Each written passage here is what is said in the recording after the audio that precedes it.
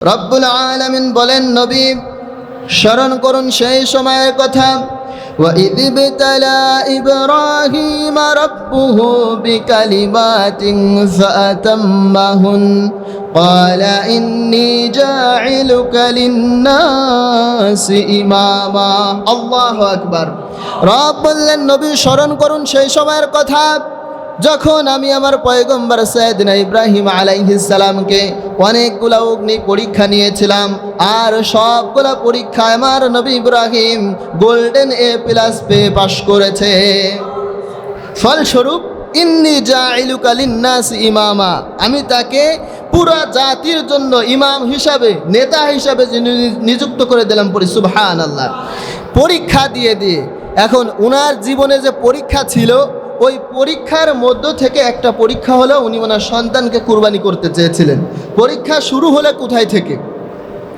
আমাদের জীবনে পরীক্ষা শুরু হয় যদি স্কুলে আমরা দেখি, তাহলে 1-এর ক্লাস চালু করার পরে যদি কোনো স্কুলে প্রতি বছর 3টা পরীক্ষা হয়, তাহলে দেখা যায় ক্লাস শুরু করার 3 মাস পরে তার একটা প্রথম পরীক্ষা শুরু হয়, এরপরে বাকি 3 মাস পরে আরও একটা পরীক্ষা শুরু হয়, এরপরে শেষে যায় ফাইনাল আর একটা পরীক্ষা হয়। এভাবে না? তো ইব্রাহিম আলাইহিস সালামের জীবনে পরীক্ষা শুরু হয়েছে ওনার জন্মেরও আগে। কথা কি বুঝতে পারতেছেন? জন্মেরও আগে একটা মানুষ দুনিয়াতেই আসে নাই, তার পরীক্ষা অলরেডি শুরু হয়ে গেছে। নমরুদ সে খোদা দাবি করলো। নমরুদের যেই ভক্তবিন্দু ছিল, তার যেই গণঠাকুরেরা ছিল, গণঠাকুরেরা নমরুদকে হুঁশিয়ারি করলো, নমরুদ সতর্ক হয়ে যাও, হুঁশ হয়ে যাও। এই রাজ্যের মধ্যে, তোমার এই দেশের মধ্যে জন্ম নিবে মুসলমানদের জাতির পিতা, যে তোমার খোদাগিরির ওই গদিতে আগুন লাগাবে, একসাথে সতর্ক হয়ে যাও। নমরুদের গণঠাকুরেরা যখন এই কথা বলল, নমরুদ সতর্ক করে দিলেন, গোটা রাজ্যের মধ্যে বলে দিলেন, বিয়ে করেছে যারা, বউয়ের কাছে যেন না যায় তারা, কারণ এই দেশের মধ্যে এমন একজন জন্ম নিবে যে আমার খোদাগিরির এই গদিতে আগুন লাগাবে একসাথে। গোটা রাষ্ট্রের মধ্যে 144 ধারা জারি করছে। 144 ধারা জারি করে বললেন, স্বামীরা যেন স্ত্রীর কাছে না যাইতে পারে। 2টা প্যান্ডেল করো, একটার মধ্যে মহিলারা থাকবে আর একটার মধ্যে পুরুষেরা থাকবে। আর মাঝখান দিয়ে নমরুদের যেই আর্মি সেনাবাহিনী, যেই ব্যাটালিয়ানরা ছিল, নমরুদের যেই রাষ্ট্রের বাহিনীরা ছিল, তাদেরকে দাঁড়া করে দিলেন আর বললেন, পাহারা দিবা, একজনও যেন পুরুষের সঙ্গে মহিলা মিলিত হতে না পারে, অর্থাৎ এই রাষ্ট্রের মধ্যে মুসলমানদের জাতির পিতা ইব্রাহিম, তার যেন জন্ম না হয়। তাহলে জন্ম এখনো হয় নাই, তার বিরুদ্ধে চক্রান্ত চালু হয়েছে কি হয় নাই? জন্মেরও আগে থেকে চক্রান্ত শুরু। নমরুদ তার এই রাজ্যের মধ্যে 144 ধারা জারি করলেন চিরন অভিযান দেওয়ার জন্যে। চিরন অভিযান বুঝেন তো? চিরন অভিযান হলো মাথা চুলকাবে এক পাশে আর আসর দিবে আর এক পাশে, মাথার মধ্যে উকুন ড্যাঙর যা কিছু থাকবে সব কিছু উৎখাত হয়ে যাবে, মামলা হবে ফরিদপুরে, ধরা পড়বে মধুখালীতে। এমন চিরন অভিযান আছে না নাই? নমরুদ বলল, চিরন অভিযান শুরু কর, কেউ যেন যাইতে না পারে। রাত্রি যখন গভীর হয়ে যায়, একটা কথা মাথায় রাখবেন, রাত্রি যখন গভীর হয়ে যায়, পৃথিবীর সব মানুষের ঘুম আসলেও কোরআন বিরোধী, ইসলাম বিরোধী যারা আছে ওদের কিন্তু ঘুম আসে না, ঠিক কিনা? নমরুদের ঘুম আসে না, বলছে, আজর তুই আমার সবচাইতে বিশ্বস্ত লোক, তোর প্রতি আমার অনেক বিশ্বাস হয়, তুই আমার সবচেয়ে কাছের লোক, ঘুম তো আমার চোখে নাই, ও আজর একটু খোঁজ লাগা, দেখ তো আমার কাছে কেন জানি মনে হয় আজকের এই রাতের মধ্যে কোনো পুরুষ কোনো মহিলার সঙ্গে মিলিত হতে পারে। আজর তার উপরে নমরুদ দায়িত্ব দিলেন, দেখাই আমার যেই ব্যাটালিয়ান, আমার যেই আর্মি সেনাবাহিনীর র্যাব আছে, ওরা ঠিকমতো দায়িত্ব পালন করে কিনা ওইটা একটু যে দেখে আই। আল্লাহ রব্বুল আলামিন বলে, ও নমরুদ, তুই দায়িত্ব দিলি যার কাছে, আমিও দায়িত্ব দিলাম তার কাছে। আল্লাহু আকবার। ওয়া মাকারু ওয়া মাকারাল্লাহ ওয়াল্লাহু খায়রুল মাকিরিন। আল্লাহু আকবার। তারাও চক্রান্ত করে, আল্লাহও চক্রান্ত করে, আল্লাহও কৌশল করে, কিন্তু উত্তম কৌশলী কে? আল্লাহ তাআলা বললেন, আমিও দায়িত্ব দিলাম তার কাছে। আজর নমরুদের ঘরের 2 তলা থেকে নিচ তলায় নেমে আসে। চাঁদনি রাত, তার শরীরের মধ্যে এমন একটা বাতাস লেগেছে, একই বাতাসের মধ্যে মেডিসিন হলো 2টা, আজরের শরীরে যখন ওই বাতাস লেগেছে, আজরের যৌবনের মধ্যে উত্তেজনা শুরু হয়েছে। আর ওই একই বাতাস যখন নমরুদের যে আর্মি সেনাবাহিনী আর র্যাব ছিল তাদের শরীরের মধ্যে লেগেছে, তাদের চোখের মধ্যে ঘুম যিনি দিয়েছেন তিনি কে? আজর এসে দেখলেন কি ব্যাপার, আর্মি সেনাবাহিনী ব্যাটালিয়ান র্যাব যাদেরকে দায়িত্ব দেওয়া হয়েছিল ওরা দেখি ঘুমায়, সবগুলো একটার গার উপর আর একটা পরে ঘুমায়। এই তো বুঝি সুযোগ, আজকে যদি স্ত্রীর সাথে মিলিত হই পৃথিবীর কেউ তো দেখবে না। আজর দৌড় দিয়ে চলে গেলেন তার ঘরের মধ্যে। অর্থাৎ আর্মি সেনাবাহিনী আর ব্যাটালিয়ান র্যাব যেদিন ঘুমায়, নমরুদের পতনের প্রথম ধাপ সেদিন শুরু হয়, ঠিক কি না? আর্মি সেনাবাহিনী যেদিন ঘুমাবে নমরুদের পতনের প্রথম ধাপ শুরু হয়ে যাবে। চলে গেল আজর তার বাড়িতে, স্ত্রীকে ডাক দিয়েছে। স্ত্রী বললেন কি ব্যাপার, এই যে সিরন অভিযান যে লাগাইছে 144 দ্বারা যে জারি হয়েছে, তুমি যে বাড়ির মধ্যে আসলা কেউ কি দেখে নাই? বলতেছে না, কেউ দেখে নাই, দরজাটা খুলো। নমরুদ তার যেই বাহিনী ছিল, তার যেই জ্যোতিষীরা ছিল, নমরুদকে এসে ডাক দিল। তার গণঠাকুরের এসে বলল, নমরুদ তাড়াতাড়ি সতর্ক হয়ে যাও, কি 44 দ্বারা জারি করলা, আর কি ব্যাটালিয়ান সৃষ্টি করলা, কি ব্যাটালিয়ান তৈরি করলা, কাদেরকে পাহারা দেওয়ার জন্য দিলা? ইব্রাহিম তো মাথা উঁচু করে তার মাতৃগর্ভে প্রবেশ করেছে। সুবহানাল্লাহ পড়বেন না? জন্মের আগে থেকেই চক্রান্ত। ইব্রাহিম আলাইহিস সালাম মাথা উঁচু করে তার মাতৃগর্ভে প্রবেশ করলেন। ইব্রাহিম আলাইহিস সালাম দুনিয়াতে আসলেন। আসার পরে আমরা কিন্তু একেবারে মূল পয়েন্টে যাইতে পারতাম, একেবারে শুরু থেকে ইব্রাহিম আলাইহিস সালামের জীবনের শুরু থেকে মূল হেডলাইনে যে পয়েন্টগুলো আছে এটা নিয়ে আমরা আলোচনা করব। পরবর্তী জুমাতে পরিপূর্ণ আলোচনা করার চেষ্টা করব ইনশাআল্লাহ। ইব্রাহিম আলাইহিস সালাম দুনিয়াতে আসলেন। দুনিয়াতে আসার পরে আজিব আজিব প্রশ্ন করে। তার মাকে একদিন জিজ্ঞাসা করলেন, মা আমাদের রবকে, আমার রবকে? সাইয়েদনা ইব্রাহিম আলাইহিস সালামের মা বললেন, তোমার রব হলাম আমি। কি করে আপনি রব? আমি তোমাকে খাওয়াই, আমি তোমাকে পরিষ্কার পরিচ্ছন্ন করে দেই, আমি তোমার সব কিছু টেক কেয়ার করি, তোমার রব হলাম আমি। ইব্রাহিম আলাইহিস সালাম বললেন, আপনার রব কে? আমার রব হলো তোমার বাবা, তোমার বাবা আমার ভরণ পোষণ দেয়, আমার বাবার রব কে? সাইয়েদনা ইব্রাহিম আলাইহিস সালামের মা বললেন, তোমার বাবার রব হলো নমরুদ, এই নমরুদের রব কে? ইব্রাহিম আলাইহিস সালামের মা বুঝতে পারলেন ওর তো কথাবার্তার ভাবসাব খারাপ, রাজাকার ভাব আছে একটা। আপনাকে বুঝতেছেন? কথাবার্তার ভাবসাব খারাপ। সেম প্রশ্ন বাবার কাছে যেয়ে করলেন, ও বাবা এটা কি বানাও? বলতেছে বানাই তো মূর্তি। বলতেছে এই মূর্তি দিয়ে কি হবে? সুন্দর একটা আকৃতি দিলেন আর বললেন এইটা হলো রব, এইটা আমার রব, এইটা আমার প্রভু। ইব্রাহিম আলাইহিস সালাম বললেন, প্রভু কি করে হয়? বলতেছে যে যারে বানায় সে তার প্রভু হয়। ইব্রাহিম আলাইহিস সালাম বললেন, এতক্ষণ ধরে দেখলাম তুমি নিজে নিজে একটা মূর্তি তৈরি করলাম, তাহলে যে যারে বানায় সে যদি তার প্রভু হয়, তুমি তো এই মূর্তির প্রভু। কথা কি বুঝছেন? বুঝতে আর বাকি হলেন, এটা টাটকা রাজাকার হয়ে গেছে অলরেডি। নমরুদকে ডাক দিলেন, নমরুদ এতদিন যারে খুঁজতেছো, এতদিন ভরে খুঁজতেছো যারে, সে তো বাস করে আমার ঘরে, তারে পায়ে গেছি। এতদিন ভরে চিরন অভিযান দিয়ে যারে খুঁজে পাও নাই, ও তো আমার ঘরের মধ্যে বসবাস করতেছে। নমরুদ বললেন, আজর রে, আমার সবচেয়ে বিশ্বস্ত লোক হলো তুই, সবচেয়ে কাছের মানুষ হলো তুই। তাড়াতাড়ি করে হুটহাট করে সিদ্ধান্ত নেওয়া যাবে না, দেখতো বোঝানো যায় কিনা, তারে দিয়ে আমরা যেই কার্যক্রমগুলো চালাই তার দিয়েও দেখ চালানো যায় কিনা।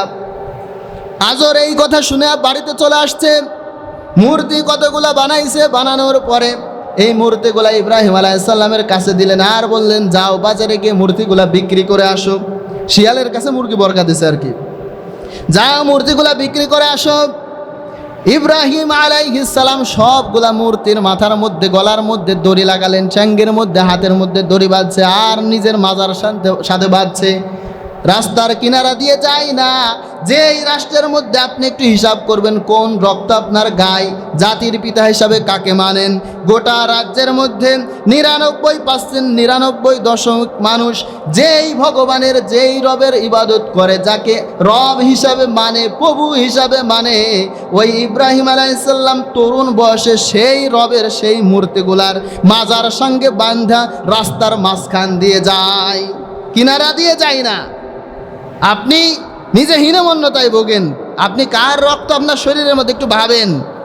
যে রাষ্ট্রের মধ্যে 99% মানুষ যেটাকে রব হিসাবে মানে, যেটাকে প্রভু হিসাবে মানে, ওইটার মাজার সঙ্গে বাইন্দে রাস্তার মাঝখান দিয়ে যায়, একটার সঙ্গে একটা লাগে, সবগুলার হাত পাও ভাঙ্গা শেষ। লোকেরা জিজ্ঞাসা করলো কি ব্যাপার ইব্রাহিম এইগুলারে ভাঙছে কে? বলতেছে তাদের কাছেই না জিজ্ঞাসা করবা। বলতেছে এইগুলাই কি কথা বলতে পারে নাকি? তো বলতেছে যে এইটাই কথা বলতে পারে না, ওইটারে রব হিসাবে মানেও কি করে? এবার আর বুঝতে কি বাকি আছে যেটা পরিপূর্ণ রাজাকার হয়ে গেছে? বলতেছে ইব্রাহিম তুমি তো খুব বাড়ছো, এটার পরিণাম কি জানো? বলতেছে এটার পরিণাম কি? বলতেছে তোমাকে আমরা আগুনের কুণ্ডলীর মধ্যে দিব। এগুলা পরিপূর্ণ আলোচনা আমরা করব, মোটামুটি হেডলাইনগুলো বলে যাই যেন একটা ধারণা আসে। তা আগুনের মধ্যে দেওয়া হলো। আগুনের মধ্যে দিলে এখন আগুনের যে কুণ্ডলীটা তৈরি করা হয়েছে এখানে একটু কথা বলি। আমরা কিছু বিগত বছরগুলোতে গণজাগরণ মঞ্চ আমরা দেখছি, দেখছেন না আপনারা? গণজাগরণ মঞ্চ, নারী আর পুরুষ একসাথে মিলিত হচ্ছে, শরীরে জামা থাকলে অন্য একটারও নাই। এটা হলো গণজাগরণ মঞ্চ। তো গণজাগরণ মঞ্চ শুরু হলো কবে? ইব্রাহিম আলাইহিস সালামকে আগুনের মধ্যে ফেলবে, আগুনের এত বেশি তাপ বেড়েছে, ইব্রাহিম আলাইহিস সালামকে ফেলতে পারে না। ফেরেশতারা এসেছে একেবারে রবি ঠাকুরের মতো দাড়ি নিয়ে আর মোষ নিয়ে, একজন দরবেশ আসছে, এসে বললে ফেলবা কি করে? বুদ্ধি একটা কিন্তু আমার কাছে আছে। কি বুদ্ধি? বলতেছে নারী আর পুরুষ এক জায়গায় নিয়ে আসো উলঙ্গ করে, তাদের দিয়ে আগাম গুগাম করাও, ফেরেশতারা চলে যাবে, ফেলতে পারবা। তাহলে বোঝা যায় ইবলিসের বুদ্ধিতে গণজাগরণ মঞ্চ সর্বপ্রথম তৈরি করেছিল নমরুদ। কে তৈরি করেছিল? ওইখান থেকে চালু হয়ে এখনো দেখবেন মাঝে মধ্যে ইসলামের বিপরীতে কার্যক্রম চালানোর জন্য শাহবাগের মোড়ে এখনো গণজাগরণ মঞ্চ তৈরি হয়। হয় কি হয় না? হয়। ওটার প্রণেতা, ওটার সৃষ্টিকারী হলো নমরুদ, ইবলিসের বুদ্ধিতে। ইব্রাহিম আলাইহিস সালামকে আগুনের মধ্যে ফেললো। ইব্রাহিম আলাইহিস সালাম আগুনের মধ্যে ছিল 40 দিন। আগুনের মধ্যে ফেললে সাধারণত বৈশিষ্ট্য হলো আগুনে তাকে ভস্ম করে দিবে, তাই না কথা? কিন্তু ইব্রাহিম আলাইহিস সালাম পরবর্তীতে ওনার নাতিপতিদের সাথে বলছে যে পৃথিবীতে যতদিন আমি বেঁচে আছি সবচেয়ে শান্তিতে ছিলাম ওই নমরুদের আগুনের যে 40 দিন আগুনের মধ্যে আল্লাহ তাআলা আমাকে রেখেছিলেন। কথা কি বুঝতে পারতেছেন? সবচেয়ে শান্তিতে ছিল ওই কয়েকদিন। আগুন থেকে উঠানো হলো। নমরুদ বুঝতে পারলো যে ইব্রাহিমের রব ইব্রাহিমকে কি করে? বাঁচায়। পরবর্তীতে ইব্রাহিম আলাইহিস সালামের সাথে যখন লাগছে, পরবর্তীতে ফাইনালি যখন যুদ্ধের আসলো, তাফসিরে ফি জিলালিল কোরআনের মধ্যে ইবনে কাসিরের মধ্যে আছে, তো ইব্রাহিম আলাইহিস সালাম, নমরুদ, যে যার দলে যতগুলো লোক ছিল, ইব্রাহিম আলাইহিস সালামের তো সঙ্গী একেবারেই কম, তাই না কথা? অল্প কিছু সংখ্যক লোক তার উপর ঈমান এনেছে, ঈমানদাররা একেবারেই দুর্বল। আর নমরুদের যেই বাহিনী দেখা যায় যে হাতির উপরে হাতি একটা বসে আছে, মানে মানুষ যেটা বসে আছে ওটাও হাতি। আর ইব্রাহিম আলাইহিস সালাম তার লোকজনের তো নির্যাতন করতে করতে চলাফেরার মতো কোনো নাই। এখন কথা হলো এই, ইব্রাহিম আলাইহিস সালামের রব যে নমরুদ যে হাতি ঘোড়া নিয়ে আসছে, এই হাতি ঘোড়ার রবকে? কথা বলেন, হাতি ঘোড়ার রবকে? হাতি যদি জিজ্ঞাসা করে আল্লাহ রে একটা ডলা দিয়ে দেই, হাতির রবকে? ফেলায় একটা ডলা দিয়ে দেই। ঘোড়ায় যদি জিজ্ঞাসা করে দিয়ে দেই ডলা, পারে কি পারে না? কিন্তু হাতি ঘোড়া দিয়ে কি ডলা দেওয়াইছে? হ্যাঁ, হাতিতে তো পারে মানুষ মারে, তো খাকরা ছুরিতেও মারে। এটা দিয়ে মারলে ইতিহাস তৈরি হবে না, ঘোড়া দিয়ে মারলে ইতিহাস তৈরি হবে না। ইতিহাস যেন তৈরি হয় ছোট খোঁজে আল্লাহ। কি খোঁজে? কি খোঁজে? ছোট। ছোট খুঁজতে খুঁজতে কি পাইছে? আপনারা ইতিহাস জানেন না? মশা পাইছে তো। আর মশা একেবারে পরিপূর্ণ ভালো ফিটফাট মশা দিয়ে তো মারে নাই। মশারা ধরেন গেছে যা জিজ্ঞাসা করতেছে আল্লাহ, আপনি বলে একেবারে ছোট খুঁজতেছেন? আমরা তো মশা আসছি, তো মশা চলে আসতে দায়িত্ব নিয়ে ইব্রাহিমের বাহিনীর একেবারে শেষ করতে হবে। পরবর্তীতে একটা ল্যাংরা গেছে, ও যা বলতেছে আপনি নাকি খুঁজতেছেন, আমি তো ল্যাংরা, আমার তো আসতে দেরি হয়েছে, উপমা দিয়ে বলতেছে আর কি। আমার তো আসতে দেরি হয়েছে, কোনো দায়িত্ব টাইত্ব আছে নাকি? বলতেছে তুই একেবারে বড়টারে ধরবি। কোনটারে ধরবে? বড়টারে ধরবে। ইব্রাহিম আলাইহিস সালাম নমরুদের বাহিনী মুখোমুখি, দেখা যায় যে মাইটটা দেওয়া লাগতেছে না, মশার কামড়ে একেবারে শুয়ে পাড়াবার।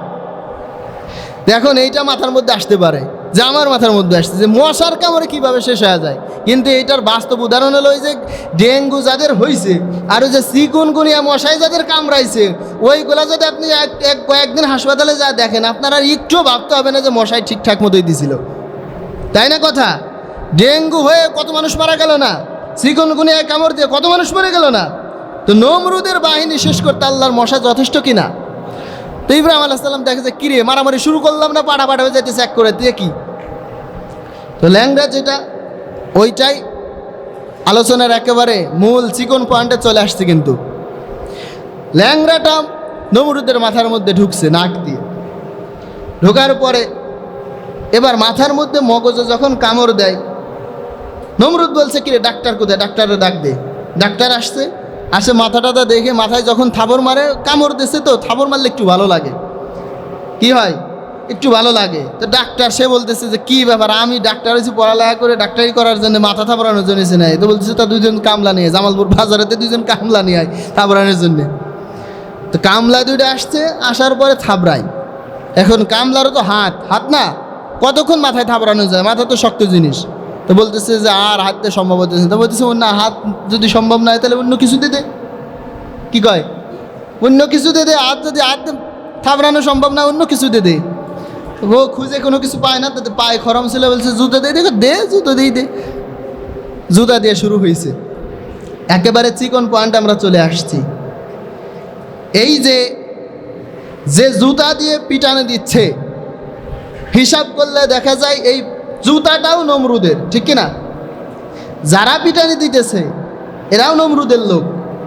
নমরুদের কথায়, নমরুদের খায়া, নমরুদের পয়সা ব্যবহার করে নমরুদকেই পিটায়। খেলা কার? যুগে যুগে নমরুদের মতো ব্যবহার যাদের হবে, ইসলামের বিপরীতে, কোরআনের বিপরীতে, আল্লাহ রসুল সাল্লাল্লাহু আলাইহি সাল্লামের বিপরীতে যাদের অবস্থান হবে, যে আল্লাহ নমরুদকে জুতা দিয়ে পিটাতে পারে, ওই আল্লাহ ইসলামের বিপরীত যারা অবস্থান নেয় তাদেরকেও পিটাতে পারেন কি পারেন না? এ নজির আছে না নাই? আছে। মানে আপনি যা আজকে সংবাদ মাধ্যম খুলেন দেখবেন বিগত সময়ের একটা ঘটনা। বাইতুল মুকাররম মসজিদে এক লোক বলল যে রাজনীতি এটা ইসলামের কোনো অংশ নয়। আপনারা দেখবেন, খবর খুললে দেখবেন এটা ইসলামের কোনো অংশ নাই। তো এই কথাগুলো বলে আরও কিছু মারাত্মক বক্তব্য দিয়েছে, যে কথাগুলো মসজিদের মধ্যে বলায় বেমানান। ও যখন বেরোইছে, বেরোনোর সাথে সাথে মুসল্লিরা চরম আকারে জুতা দিয়ে পিটাইছে, আছে না নাই? চরম আকারে জুতা দিয়ে যখন পিটাইছে, আপনারা সেই সংবাদগুলো এখনও দেখবেন আছে। তো এক চাচা এসে জুতো মারছে, জুতো তো গায়ে লাগে নাই, জুতা চলে গেছে গাড়ির ছাদের উপরে, ওই যা বাইরে গেছে, জুতা চলে গেছে বাড়ি। তো গেট খোলার সময় দারোয়ান বলতেছে কতদিন আপনি যতদিন আসেন, আসার সময় গাড়ির সঙ্গে থাকে বুকে ফুলের তোড়া, তা আজকে জুতা আসলো কি করে? আজকে কি জুতা দিয়ে আপ্যায়ন হয়েছে নাকি? বলতেছে এটা তো জুতা দিয়ে আপ্যায়ন না, এটা হলো মেসেজ। এটা কি মেসেজ, সংবাদ। যুগে যুগে যারাই ইসলামের বিপরীতে কাজ করবে ওদের জন্যই এ ধরনের জুতা রেডি আছে, আছে না নাই? জুতা রেডি আছে, মেসেজ পাঠাইছে। তো যে কথা আমরা বলতেছিলাম, যুগে যুগে আমাদের সময় অলরেডি হয়ে গেছে। এই আলোচনা করার সময় আমাদের মুসল্লিরা আসলে পরে, যার জন্য আলোচনা দূরে চলে যায়। কিন্তু এখন থেকে সিদ্ধান্ত নিয়েছি 20 বাজলে 20-এর পরে আর কোনো আলোচনা হবে না। সে যত বড় গুরুত্বপূর্ণ পয়েন্টে যা ঠেকুক, যত কিছু জানার থাক, 20-এর পরে কোনো আলোচনা হবে না। আর 30 বাজলে সাথে সাথে জামাতে দাঁড়ায় যাব। যে পরে আসে সে জামাত পাবে না, না পায় না পাইলো কোনো সমস্যা নাই। 20-এর পরে আলোচনা হবে না, 30 বাজলে জামাতে দাঁড়াবো, এলো সিদ্ধান্ত, একদম আলটিমেট সিদ্ধান্ত। যারা পরে আসে এদের একটু জানাই দিন। তো যে কথা আমরা বলতেছি, নমরুদকে জুতার পিটানি দিয়ে দুনিয়া থেকে বিদায় করলো কে? কৌশল কার? ওয়ামা কারু ওয়ামা কারাল্লাহ ওয়াল্লাহু খায়রুল মাকিরিন। আল্লাহ তাআলা বলে, নবী দুনিয়ার সমস্ত মানুষকে জানায় দেন, তারাও চক্রান্ত করে, আল্লাহও কৌশল করে। দেখবেন ইসলামের বিপরীতে কত কৌশল তাদের, কত চক্রান্ত তাদের। এরপরেও আল্লাহ তাআলা যেই কৌশল করে ওই কৌশলকে ঠেকায় দিতে পারে এমন কোনো কৌশলই দুনিয়ার মধ্যে আছে? ইউরিদুনা লিইউতফিউ নূরাল্লাহি বিআফওয়াহিহিম ওয়াল্লাহু মুতিম্মু নূরিহি ওয়ালাউ কারিহাল কাফিরুন। আল্লাহ তাআলা বলে ওরা চায় ওদের মুখের ফুৎকার দিয়ে আমার এই কোরআনের আলোকে নিভিয়ে দিতে, আমার এই ইসলামের বাতিকে নিভিয়ে দিতে, কিন্তু আমি ওই বাতিকে আরও বেশি প্রজ্বলিত করব, যদিও বা কাফেররা এটাকে অপছন্দ করে। কথাকার? তো আমরা যেটা বলতেছিলাম, ইব্রাহিম আলাইহিসসালামের পরীক্ষা শুরু হলো সেখান থেকে, জন্মেরও আগ থেকে, প্রথম থেকে যারা শুনছেন, তো তারই পরীক্ষা চলতে আমরা বুঝতে পারলাম যে নমরুদের বিদায় পর্যন্ত আমরা শুনছি কথা। এখন এর পরবর্তীতে ইব্রাহিম আলাইহিসসালামকে আল্লাহ তাআলা অসংখ্য পরীক্ষা নিয়েছেন। 80 বছর বয়সে নিজের খাতনা নিজে সেরেছেন, নিজের সন্তানটাকে জবাই করা লাগছে, স্ত্রী সন্তানকে মরুভূমিতে রেখে আসা লাগছে। তো এগুলা যখন আমরা বলবো, একটা একটা করে বলতে গেলে দেখা যাবে যে কুরবানি, যেটা নিয়ে আমাদের আলোচনা শুরু হয়েছে, এই পয়েন্টে এসে আমরা থামবো। আল্লাহ রাব্বুল আলামিন আমরা যে কথাগুলো বললাম, আমাদের সবাইকে এর উপর আমল করার, ইসলামের উপরে অটল এবং অবিচল থাকার তৌফিক দান করুক। আমরা পড়ছি আমিন।